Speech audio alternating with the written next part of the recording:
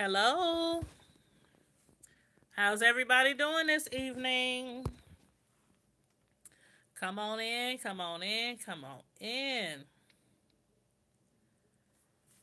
I finally got a chance to watch the TV show that I have been anticipating on the OWN channel, and I decided to do a review about it.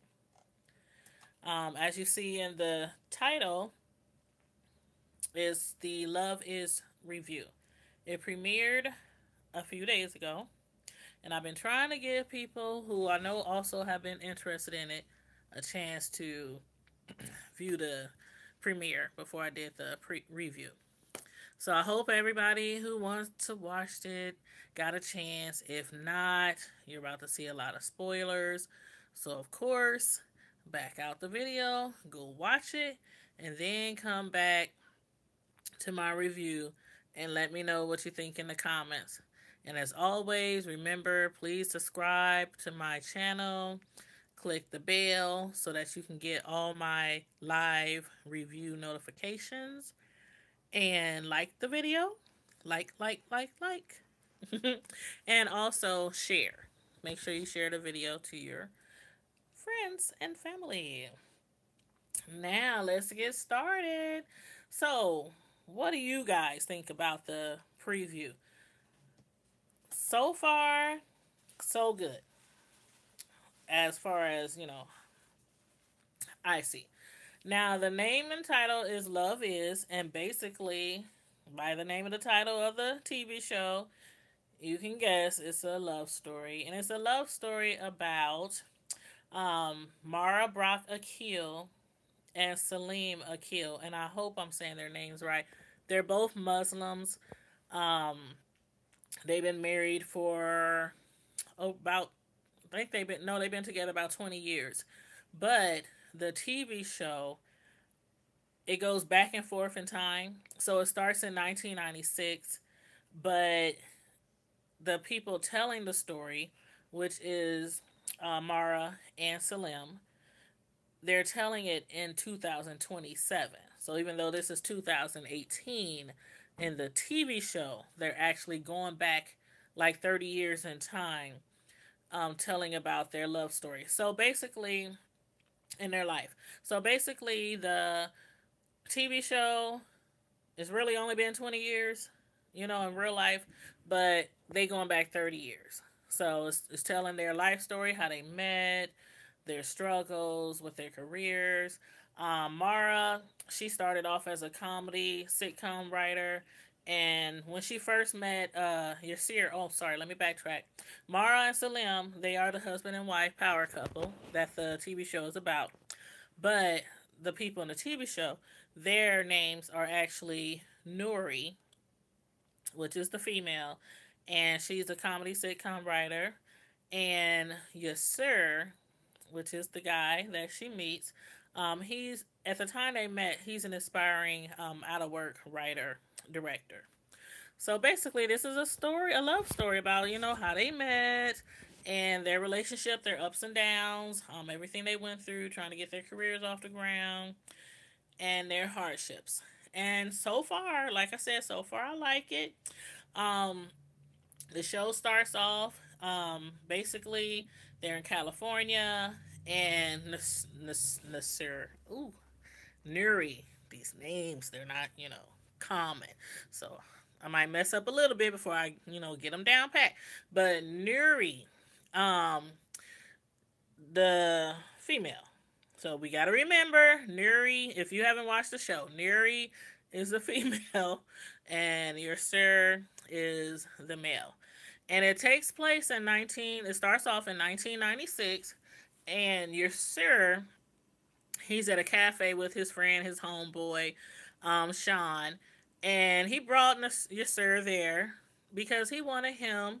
Well, he told him that he wanted him to meet a very, very beautiful, light skinned, curly head, really attractive woman. So they're sitting around in the cafe, and it's called Cafe Insomnia. I don't know if that's a real cafe, or if that's just a name that, for the movie, for the TV show. But so they meet at Cafe Insomnia, and his friend Sean, once he sees the lady Nuri walk in, he's basically like entranced. Like, there she is, there she is, there she is. And so she walks right past, and Yasir is like, hold up. Hey, I thought you said you brought me here to meet this beautiful, attractive, light skinned, curly head woman. And his friend, his friend Sean goes, no, no, no, no, no, no, no. What I really said was, I just wanted you to see her. So you're serious, like, you know what, dude? I want my hour back. You got me down here for an hour to meet this beautiful woman. He think he's going to be introduced to him. And basically, Sean, he was crushing on her. So he just liked her, He never approached her, never spoke to her. They weren't dating or anything like that. He just was crushing on her and wanted Yashir to see her. So then Yashir, he gets up, and he just, like, and you can just tell from his body expression and his, at his aura. He's like really confident, and has high self esteem. And he gets up, and he's real handsome, dark skinned, chocolate brother. And he gets up, and he strolls over, cool, calm, and collected, and approaches Nuri. And she asked, she's like, hello, can I help you with something? And he's like, no, I just came over here to introduce myself to you. And he takes out his hand, introduces himself, tells her who he is. She tells him who she is. And basically, they start talking from there, and they chit chat a little bit. And he asks her, what she does. And she told where she's from. And she says, I'm from LA by way of KC. He says he's from the Bay. And she tells him that she's a TV writer for TV show Marvin. And basically, he starts to tease her, and he's like, you know what, I don't watch TV. And she was like, that'd be only basically something somebody would say if you're a director and, directing bad movies, or nobody's watching your show. So she kind of got him back with that one. But, it was a cute little scene where they first introduced each other. There's a little chit chat. You could tell, though, that there was a connection between the two. And basically, after they chit chat for a little bit, she talk about her dreams, and he talk about, what he's trying to do in Hollywood. And then he basically, you know, leaves and tells her, it was nice to meet you. And he just walks off. They never exchange information, no phone numbers, and, back then there was no really social media. So all they had was, like, basically home phones. So they didn't exchange any phone numbers. And so then she's like looking at him like he just strolled in and strolled out. And she's like, bye. See you later. He's already, halfway out the door. So then, basically the show, it goes, off scene, and it's talking to the real characters, or the real people, Mara and Salim, and, they're joking around, and basically they're asking, the directors is asking, them, how do you guys last so long? And he's like joking around, well, tequila and weed, that's how we got here 21 years later. I don't know if that really works, y'all, but a lot of us out here, we don't have no relationships past a few years or 5 years. So they said tequila and weed, that's what works.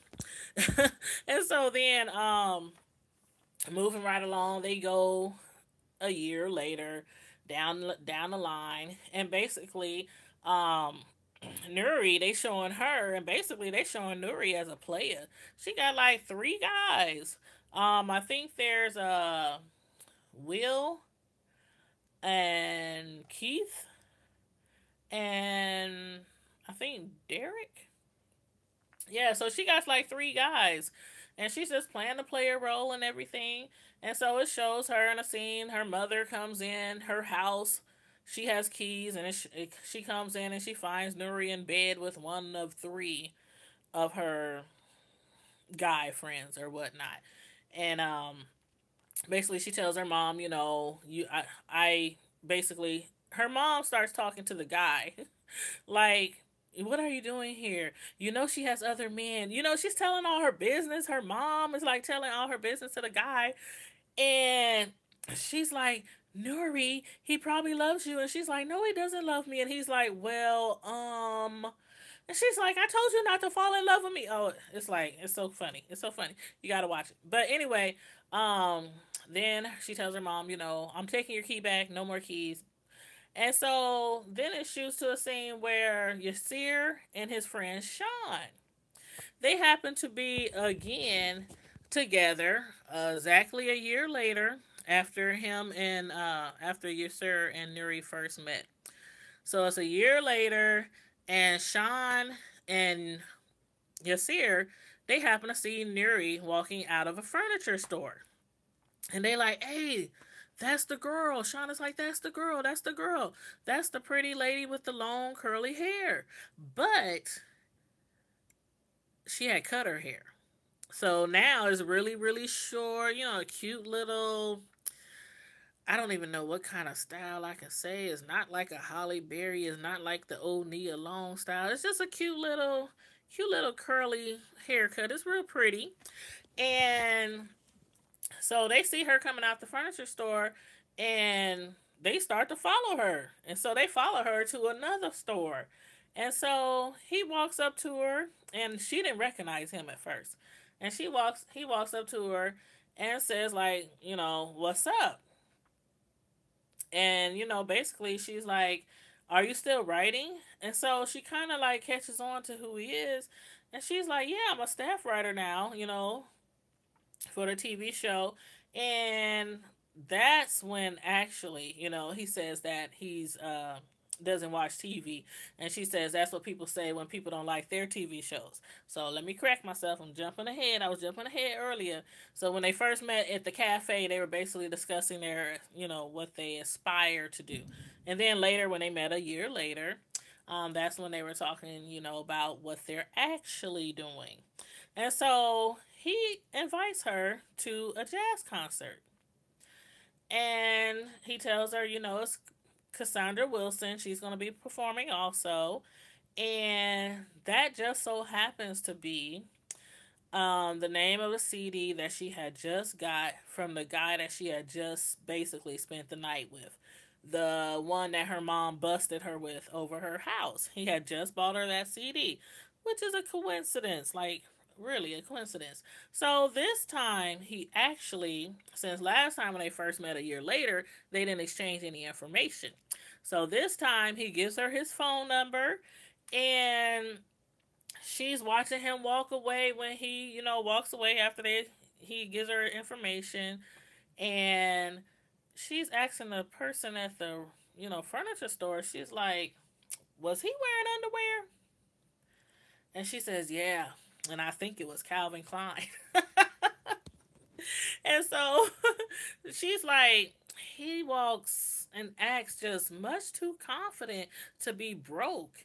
So Nuri, she's looking for someone who she got a job.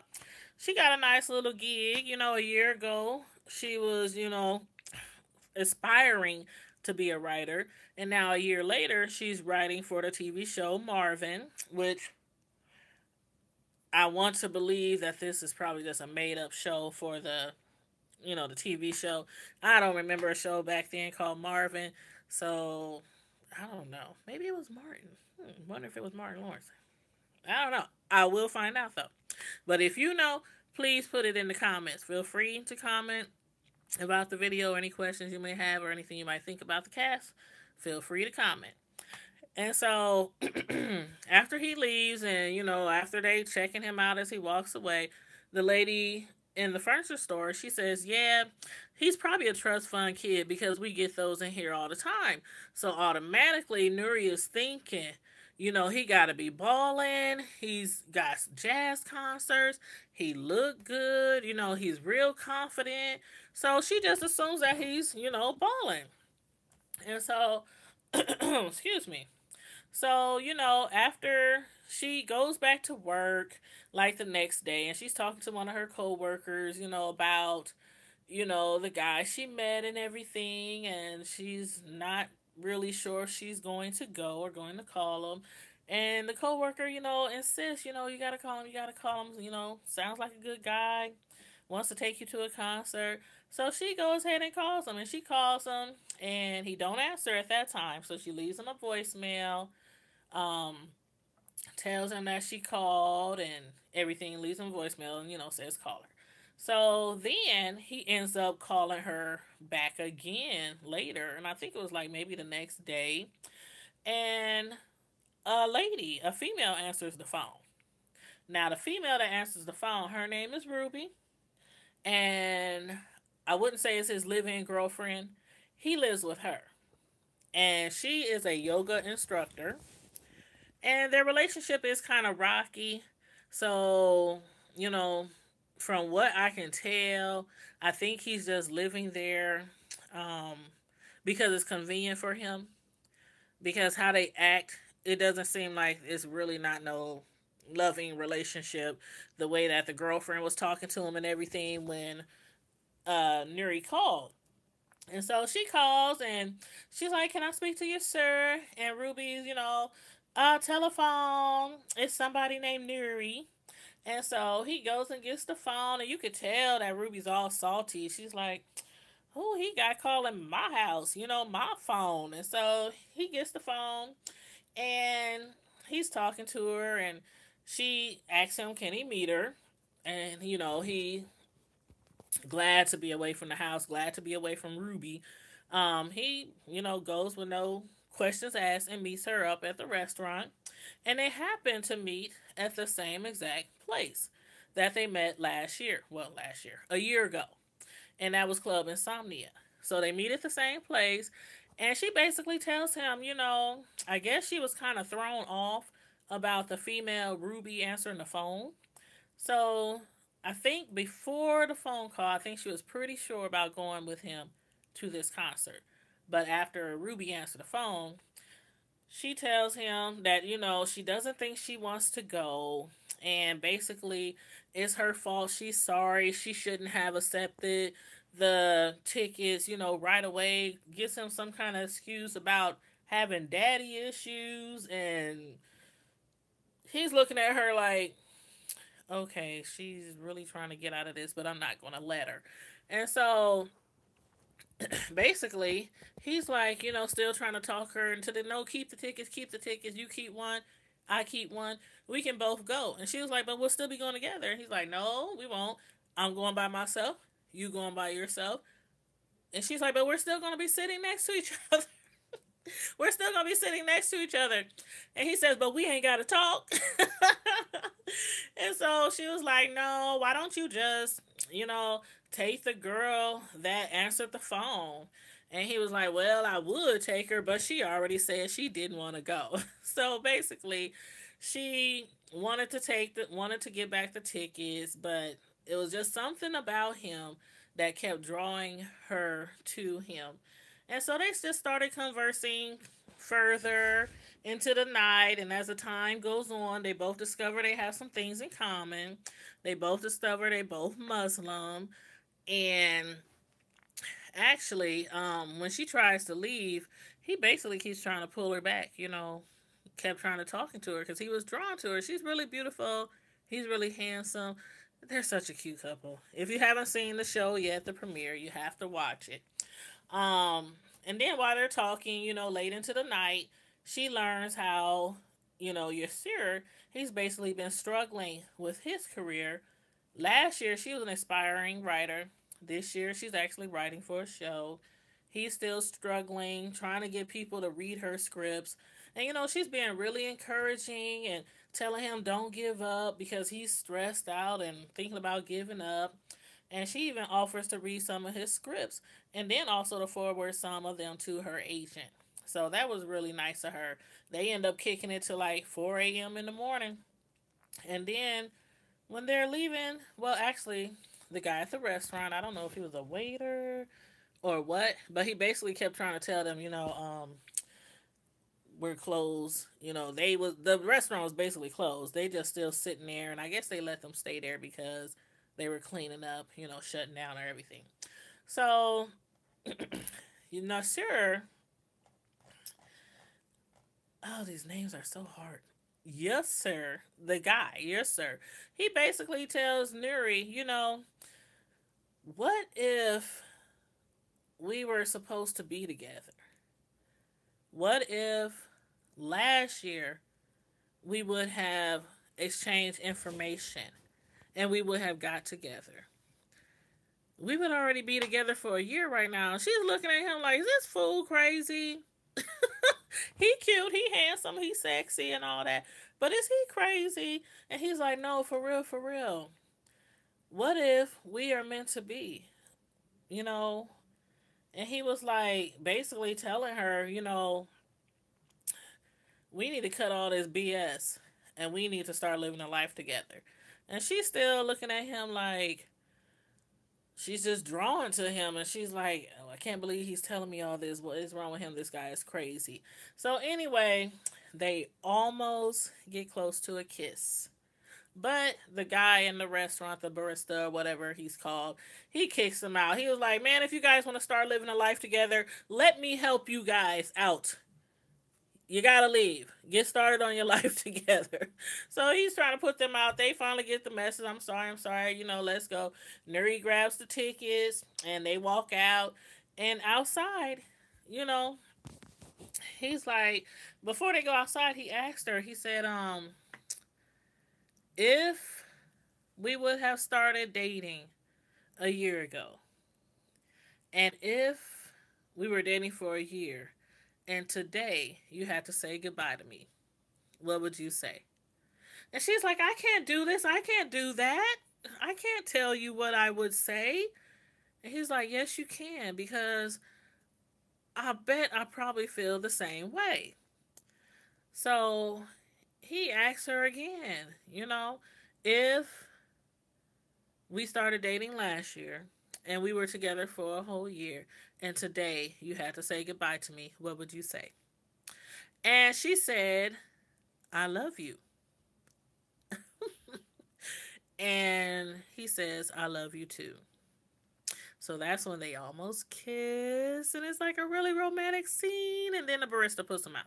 So once they're outside the door, they're talking a little bit more, and he just grabs her, and he was like, let's cut this bullshit for real. Let's just start, seeing each other. Then they start kissing and everything. And so, really, nice little lovey-dovey scene. And then she goes home. He goes home. And guess who's waiting up for him when he gets home? Of course, Ruby. I don't know if she's his girlfriend or just, like I said, from the way it seems, it looks like he's just using her out of convenience. Um, before he went out with before he went out, he had called his mom, you know, back home where they're from, and he told her, how bad he was doing and he wasn't finding work and he's broke and struggling. And she, kept giving him encouragement. You there.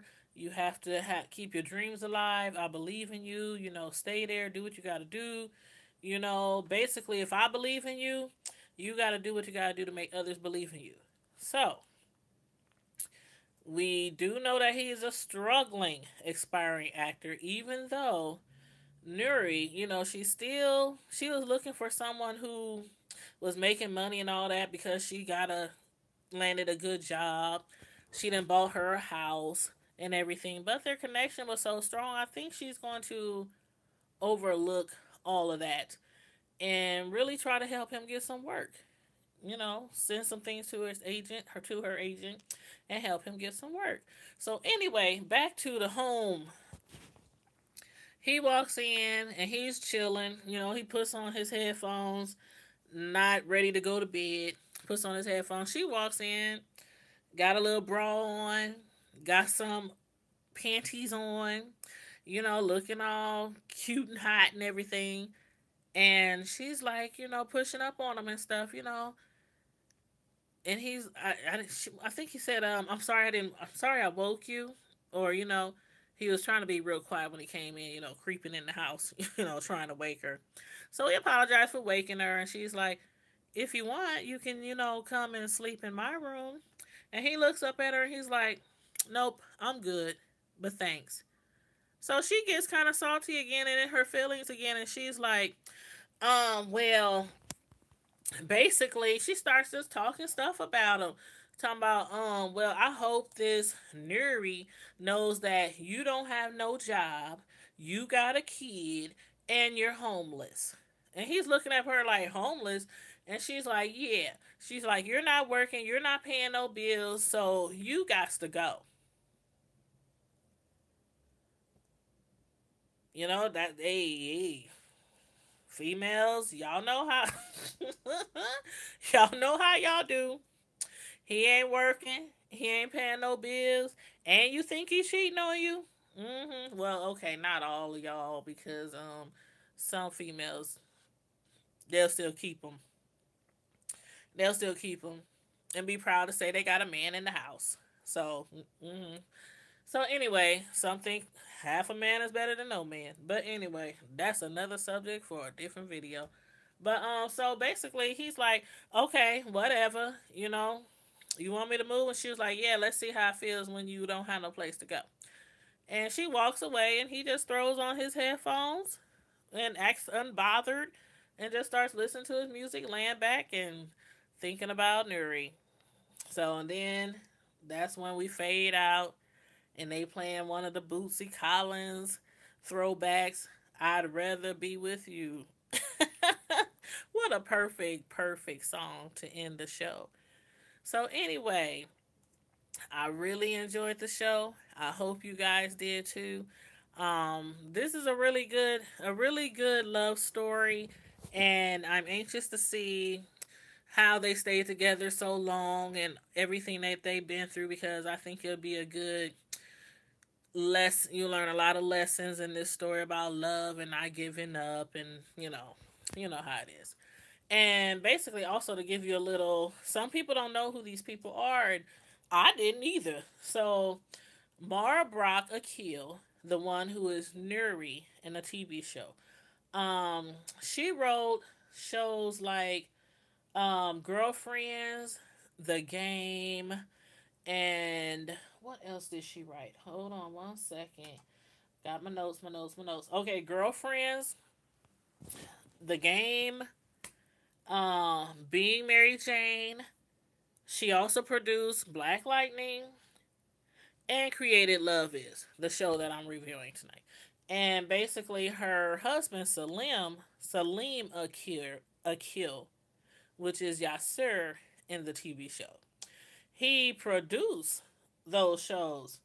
So I really want to see the next episode, because I'm sure she's going to start like helping him, throwing some work towards her, her agent or whatnot. Like she said, she's going to try to help him, because the shows that she wrote, he was a producer for those same shows.